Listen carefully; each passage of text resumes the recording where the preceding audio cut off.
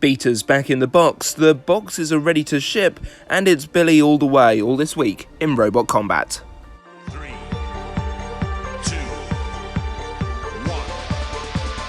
activate. Hello and welcome to This Week in Robot Combat. Thank you once again for joining me. We start off with some news, as always, from BattleBots. The big news this week is that after 3 years off, Beta will be back in the box this season. It's gone pneumatic for this year, John Reed going back to his roots of a pneumatic hammer/axe/thing that looks awesome.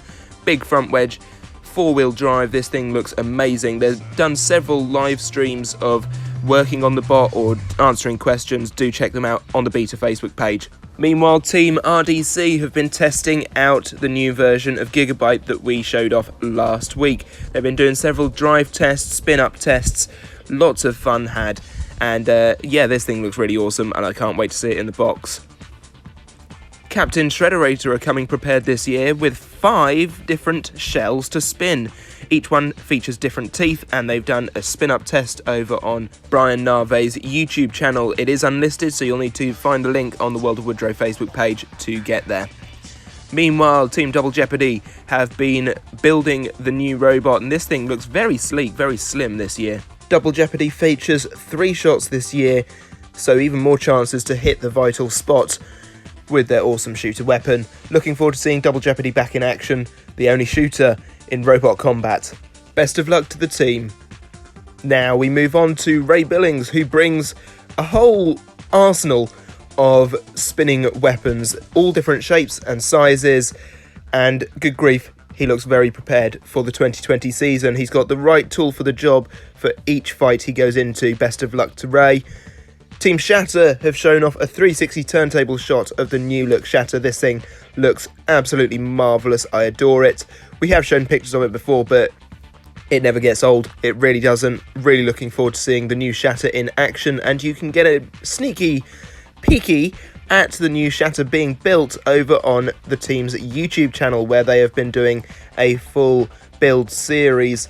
This time the chassis is coming together, and you can see this new billet chassis is a big improvement over last year's, where they lost chains because they were hanging too low underneath the robot.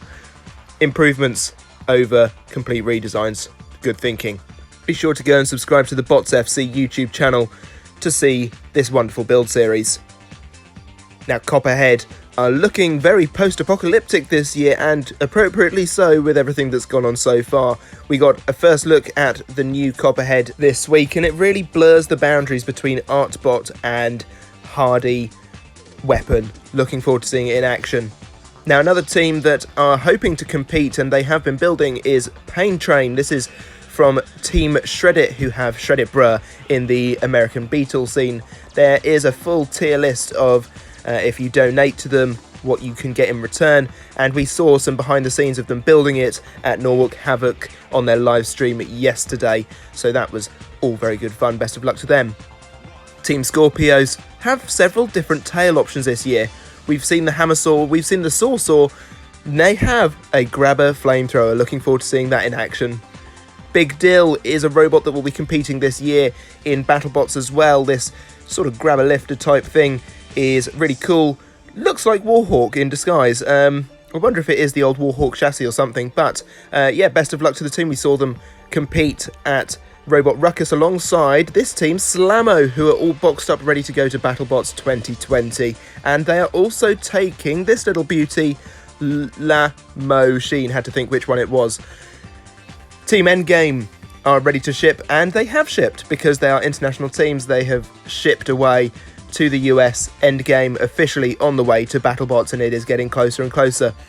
There are 2 teams this week confirmed they aren't going to be there, unfortunately. Team Deep 6 put a post up saying that they are not going to be at the 2020 season due to life events of their team, unable to make it, which is a shame. The new Deep 6 was looking awesome. The other one, which doesn't come as much of a surprise, is Quantum, but I just want to take a look at this sort of CAD teaser, and this thing looks all very, very nice. Looking forward to seeing Quantum return to BattleBots in the future. And with that, we've reached the end of the BattleBots news. Now for the rest of it. We start off with the Bristol Arena for featherweight sportsman class. They have a new net roof and they've improved some of the sidewalls as well, looking excellent, looking forward to perhaps competing in that in the future. Meanwhile, the Dead Metal replica built by Jamie McCarg has had a full test over on the YouTube channel Kaylee Creations. All of the weapons are now working properly as designed, and it's absolutely awesome. Go and check the video out for yourself. We also got a first look at the weapon system for the Maximum Ogredrive Featherweight as yet untitled. This thing cuts through things like butter. It is very scary, and I really don't want to have to face it anytime soon because, oh god, my poor internals. And from one featherweight to another, Straddle is being rebuilt by Team Monsoon. This thing competed several years ago now, and they are building it back up again to compete at some point in the very near future. Looking forward to seeing Straddle back in action. Friend of the channel, Rara Granger, has been and collected the old chassis of Grim Reaper to build into a new heavyweight titled Caffeine. I wish them all the best of luck in rebuilding this thing, repurposing it and getting it into an arena. Team Orby are building a £1 ant flipper called Orby Blast 454. This thing is just, I don't understand how they are so good at building things because it's so powerful and so tiny, and good grief, they are geniuses. Yesterday we saw Norwalk Havoc return for their September meet. This was an awesome event, live streamed on YouTube for everyone's entertainment. It is up on the Norwalk Havoc Robot League YouTube channel. You can go and check it out, go and rewatch all 8 hours of combat. Really cool. The final was a very close match between Billy, the undercutter sort of thing, and Mondo Bizarro, built by Brandon from the Hardcore podcast, and the winner of the event was Billy. Well done to the team, and we'll see all the top 4 competitors again in the December meet. Now, Roboteers in Lockdown returned with the second part of the Michael Oates interview, this time answering audience questions. Be sure to check this out on the Facebook page for Extreme Robots. Roasting Robots, the podcast by Mr. Psycho, is back, and this time myself and Ryan Bratley of Spinner Proof came together to take the mick out of such robots as the Disco Inferno and Muhammad Ali. Good fun. Lastly, Sam Elliott64 came back to No More Spinnahhs. Be sure to check out how well he did over on the No More Spinnahhs YouTube channel. And that's just about all for this time. I hope you've enjoyed this video. If you have, give it a like. Do subscribe to the channel if you are new. Be sure to check out World of Woodra on Facebook for all the links to this week's stories. And do check out the RoboCast NewsWeek on your favourite podcasting apps for a more in-depth look at the stories from this week. That's all for this time. Woof woof.